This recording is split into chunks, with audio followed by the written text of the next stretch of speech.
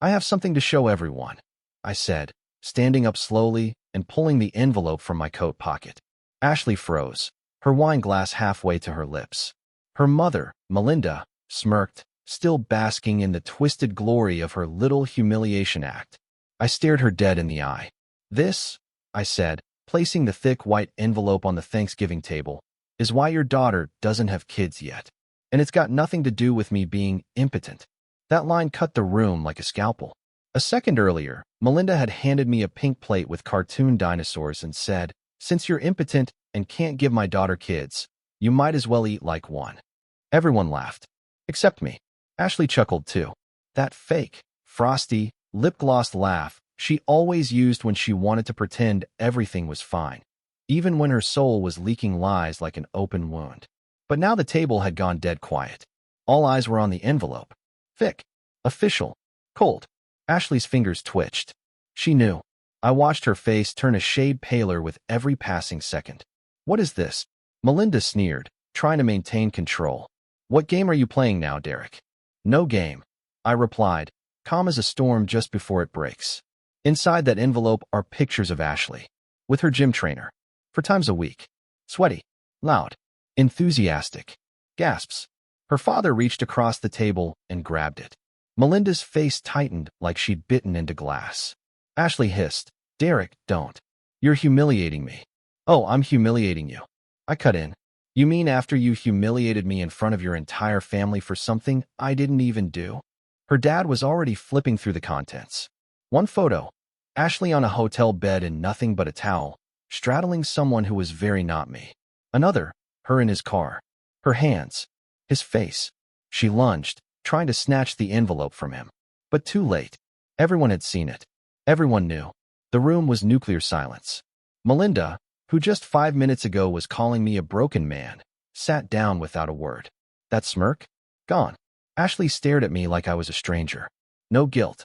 Just fury. "You set me up. You planned this whole thing." I leaned forward, just enough for her to hear me, without anyone else. "I just let you bury yourself," I whispered.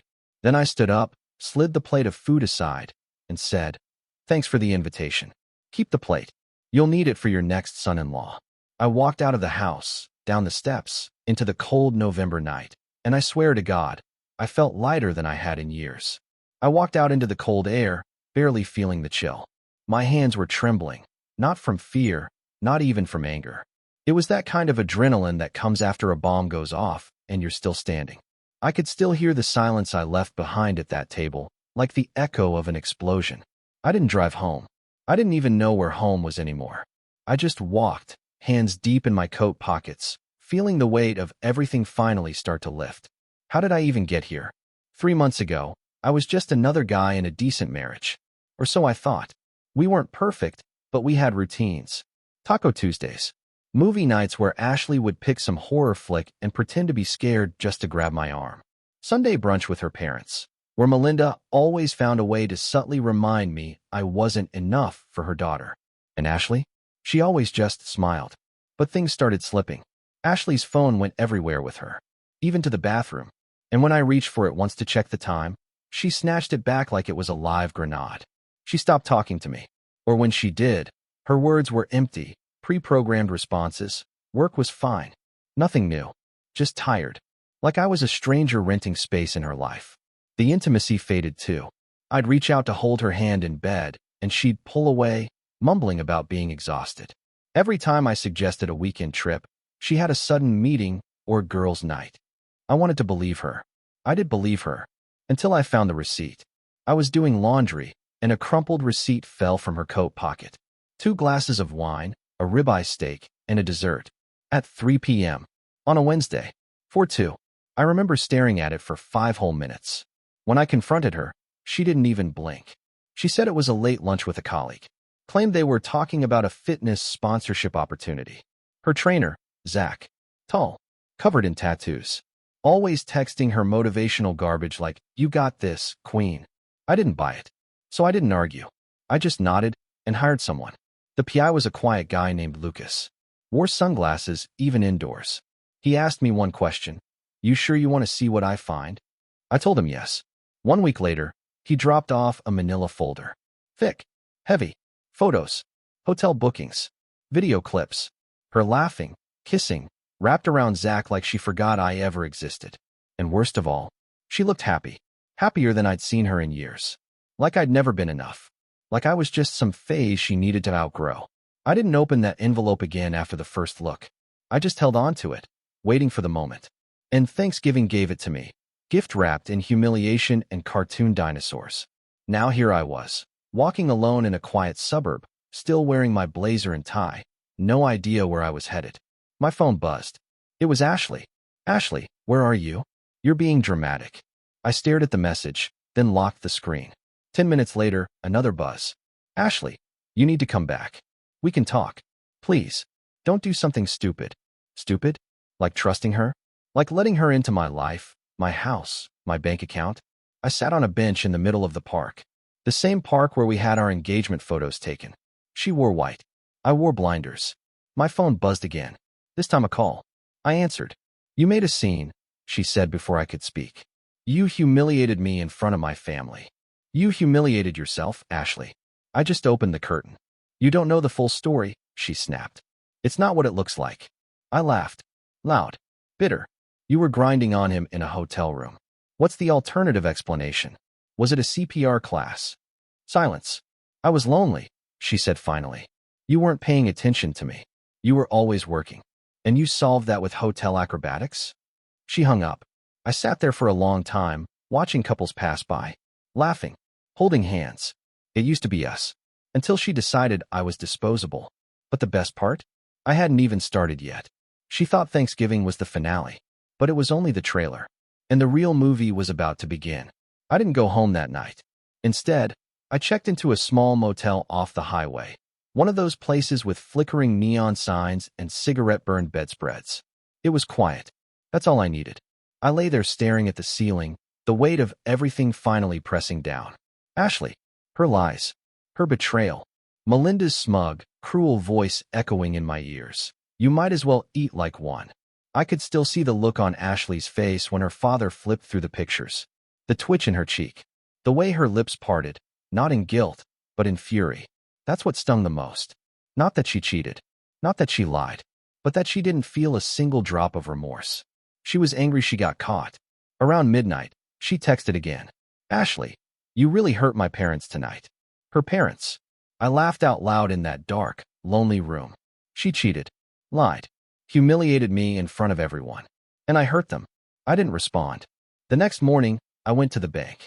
Froze the joint account. Canceled her credit cards. Took half, the half I earned, and locked it somewhere safe. Then I made a call. Lucas picked up on the first ring. Did you read the file? I lived it, I said. I want more. He was quiet. You sure you want to go further? I want everything. His address. Her gym schedule. The other hotel bookings. I want to know if this wasn't the first time. It wasn't. 3 days later, he dropped off another envelope. Zach wasn't the first. Or even the second. There was a guy from her old office, a project manager named Brian, 2 years ago. Then someone she met at a fitness retreat last summer. She'd been living a double life since our second anniversary. All the time she said she was working late, getting drinks with the girls, visiting her sister. She was somewhere else. With someone else. And me? I was at home, doing the dishes, watching Netflix alone, folding laundry that still smelled like her perfume. I didn't cry. I felt hollow, like someone had scooped out the center of me and left the shell standing. Then I got angry. Not the kind of rage that screams and punches walls. The kind that plans. I started with the house. The mortgage was in my name. She never got around to fixing that, too busy running around with Zach and whoever else. I called the lawyer and set the wheels in motion. Next, I went to the gym. She wasn't expecting me. She was on the treadmill, high ponytail swinging, leggings tight, her usual performance for the crowd. Zach was nearby, coaching some woman in her 20s. I walked up and stood in front of Ashley. Didn't say a word. She pulled out her earbuds. What are you doing here?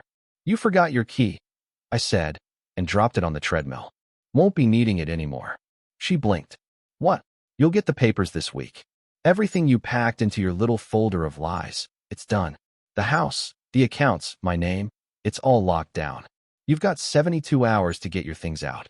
People were starting to notice. Zach turned. You can't just, she started, but I cut her off. I can. And I did. She stepped off the treadmill, lowering her voice. Can we talk somewhere else? No, I said. Because the time for talking ended when you took your little field trips to that motel off 9th Street. When you let 3 different men between our anniversaries. Her jaw dropped. How do you? Lucas, I said. He's very thorough. She reached out to grab my arm, but I pulled away. I wasn't hers anymore. Zach stepped in. Hey, man, maybe we should all calm down. I looked him up and down. You're just the closing act in a long-running show. Don't flatter yourself. I turned and walked out. Didn't look back. That night, I sat on the balcony of my rented apartment. Not fancy, not big, but quiet. Peaceful. I poured a drink, opened the final envelope from Lucas, and read every name. Every date. Every place. The truth hurt. But it also set me free. 2 days later, she showed up at my apartment. It was raining, that cold, pin needle kind of rain that stings your face and makes everything feel smaller, tighter. She was soaked, her mascara running, her arms folded like she'd just walked through fire. But I didn't feel anything. No urge to pull her in. No urge to ask if she was okay. Nothing. She knocked 3 times. I opened the door halfway and leaned on the frame.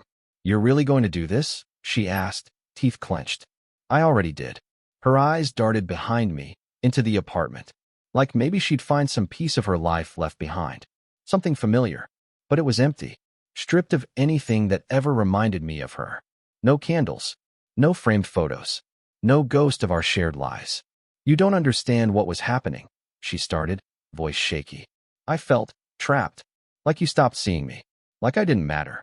I crossed my arms. So you fixed it by letting a parade of strangers inside your body?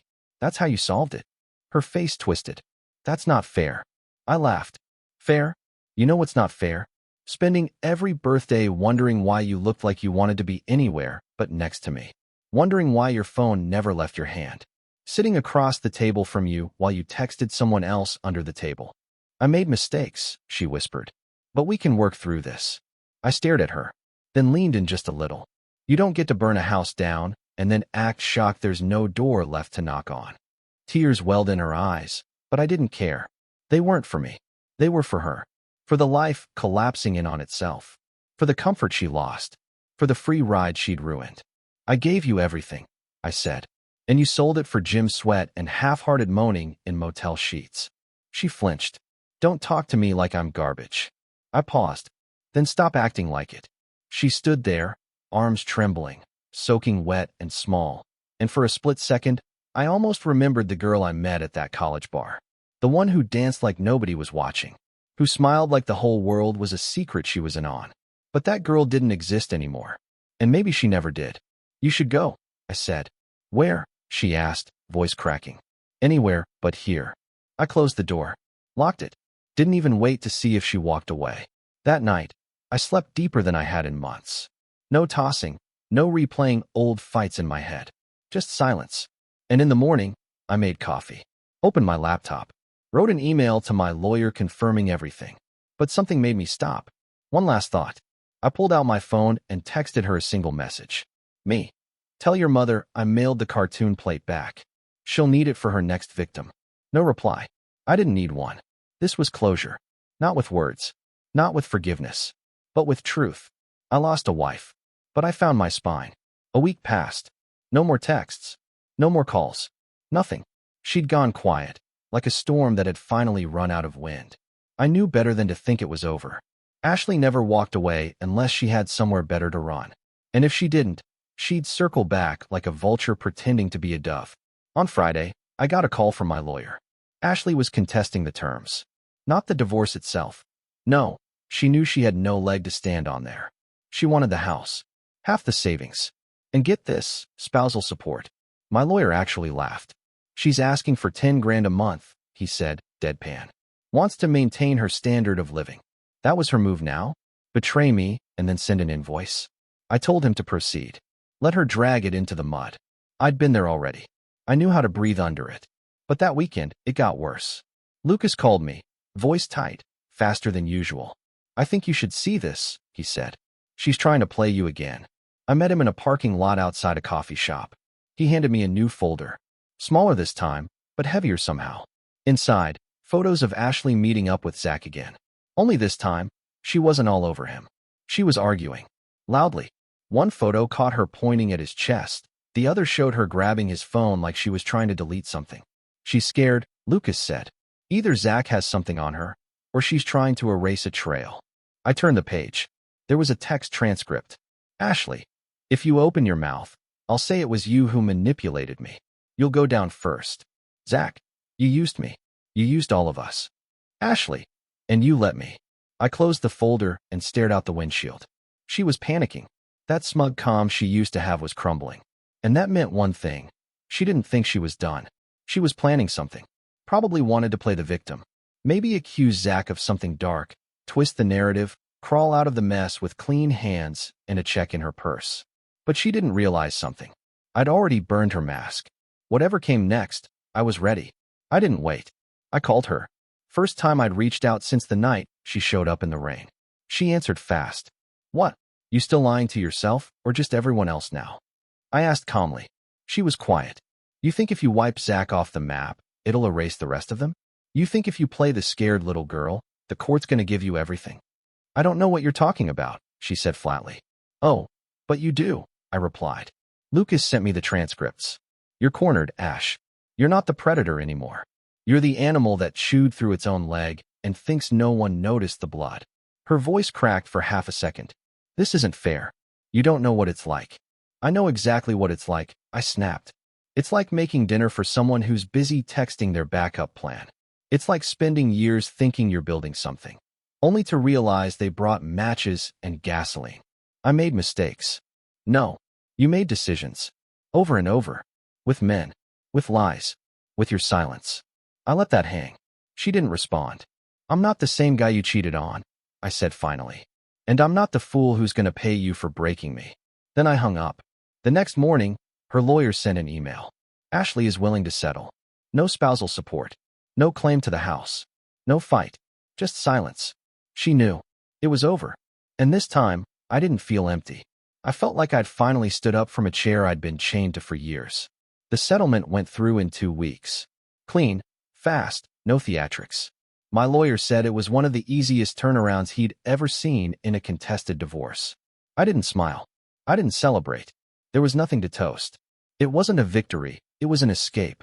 She signed everything, gave up the house, walked away from the money. And that told me everything I needed to know.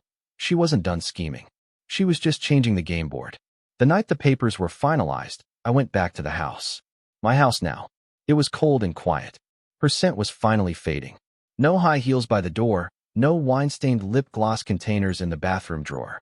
Just the sound of my own breath, and the ticking of a wall clock I hadn't heard in years. I walked through the rooms like a stranger. Bedroom, living room, kitchen. Every space haunted by conversations that never meant what I thought they did. Laughter that was faked. Smiles that were stretched too wide. I opened the closet. Her clothes were gone, but the memories weren't. I sat on the edge of the bed and reached into the nightstand. Still there, her stupid note. One she left me on our 3rd anniversary. You make me feel safe, seen, and chosen. I remember how proud I was when I read that. I folded it like it was sacred. I lit it on fire in the kitchen sink. It curled fast, the ink melting into ash.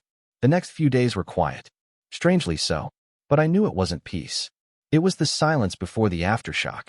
And it came, not through her, through him. Zach showed up. I was working in the garage when I heard the knock. I opened the side door, and there he was.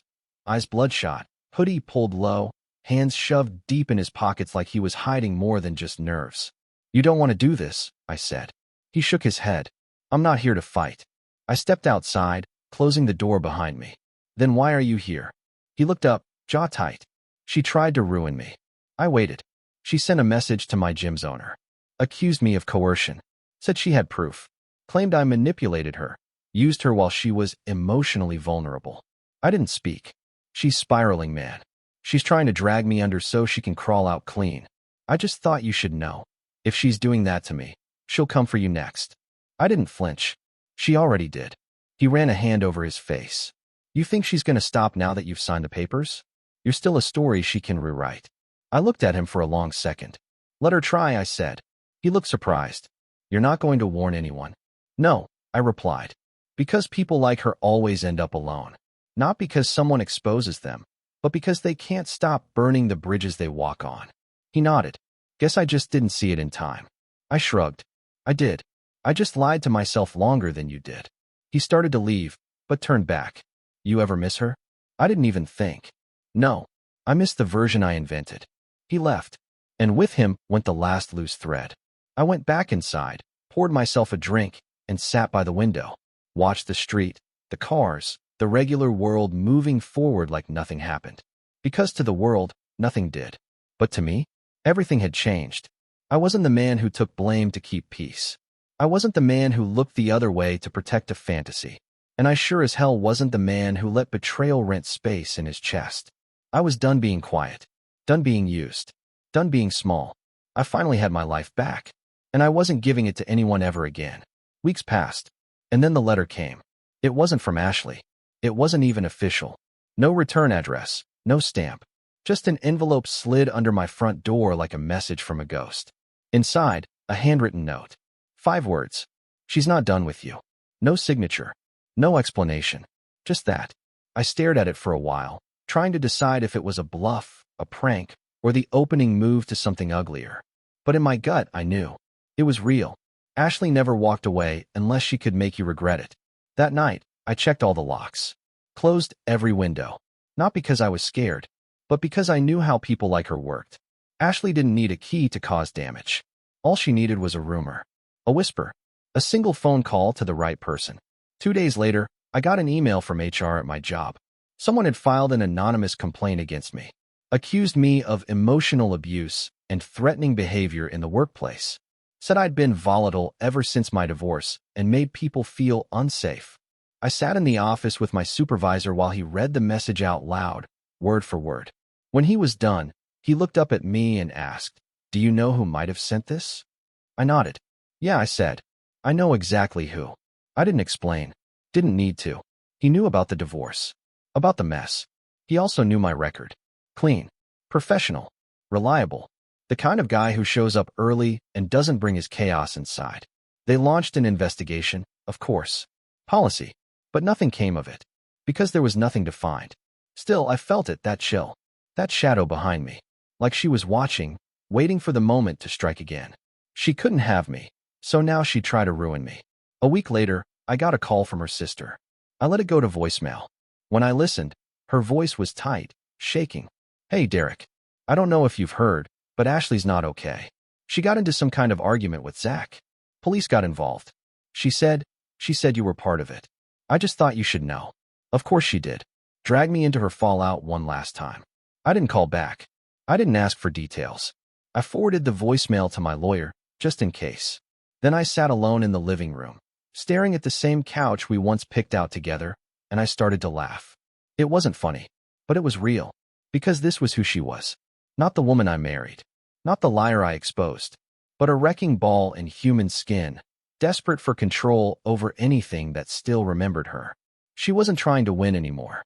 She was trying to pull the ceiling down over both of us. But I'd already left the building. That night, I wrote her a letter. Not to send, just to say what I needed to say. I told her she didn't break me. That the lies, the betrayals, the gaslighting, they hurt, but they didn't define me. I told her she could keep spinning stories, but the truth was already out, and it didn't need defending anymore. I told her she lost not because I exposed her, but because she never knew what real love was to begin with. Then I burned the letter, same way I burned the anniversary note. And just like that, she was Ash again. A warning, not a memory. In the morning, I got in my car, drove out of town. No GPS, no destination, just air, just distance, just peace. And for the first time in years, I didn't feel like I was running from anything. I was just finally walking toward something else. 3 months later, I stood barefoot on the edge of a quiet beach in Oregon. Wind in my face, jeans rolled up, coffee in hand. No phone in my pocket. No one waiting for me. No noise. Just the soft pull of the tide and the sound of something I hadn't heard in a long time. Stillness. There was no sudden epiphany. No cinematic moment where everything clicked. Just this slow, steady knowing that I'd made it through. I didn't think about her anymore. Not in the way that used to keep me up at night. Ashley had become a scar, not a wound. She existed in my story, but she didn't write it anymore. I'd gotten the last call from Lucas a month back, a short update. Ashley was under investigation after Zach pressed charges. False accusations, threats, extortion. The whole mess. She tried to flip it, of course. Claimed she was the victim. But her story's finally unraveled. Turns out, when you burn enough bridges, eventually no one builds one back. I didn't celebrate. I just let go. It wasn't revenge. It was release. There was something powerful in that. In not needing her to hurt the way I had. In realizing that survival wasn't about outlasting someone else's damage. It was about refusing to carry it with you. I had new routines now. I read in the mornings. Hiked trails without telling anyone where I was going. Cooked for myself.